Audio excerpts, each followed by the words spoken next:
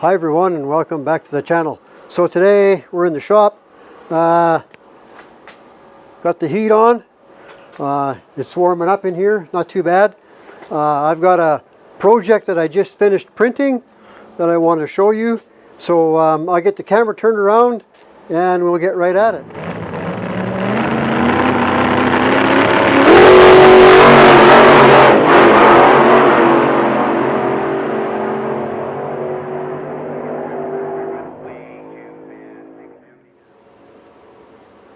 So what I printed was this 3D wrench holder. Now this is made to fit Harbor Freight wrenches, and it's really, I don't think it was really made to fit snap-on wrenches, but we'll see how it works here. So we'll just drop these in here.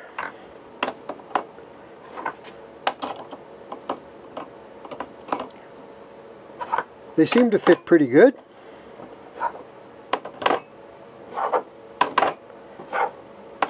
Again, I wanted them for my long and short wrenches.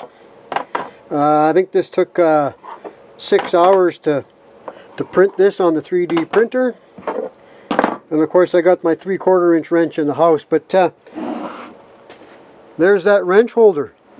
It seems to be pretty good.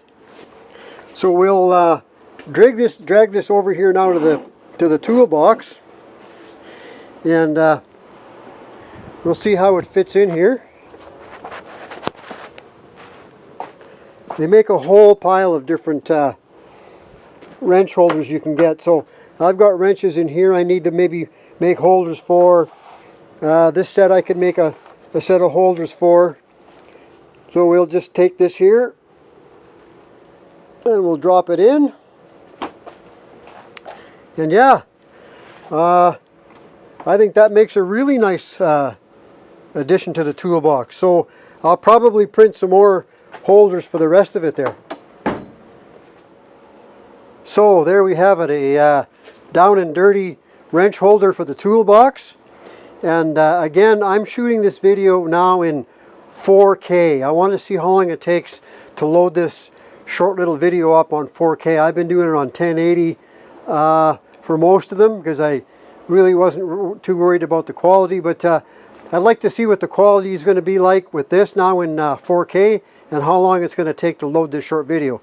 So remember to like, share, and hit that subscribe button, and we are 20 people away from hitting 1,000.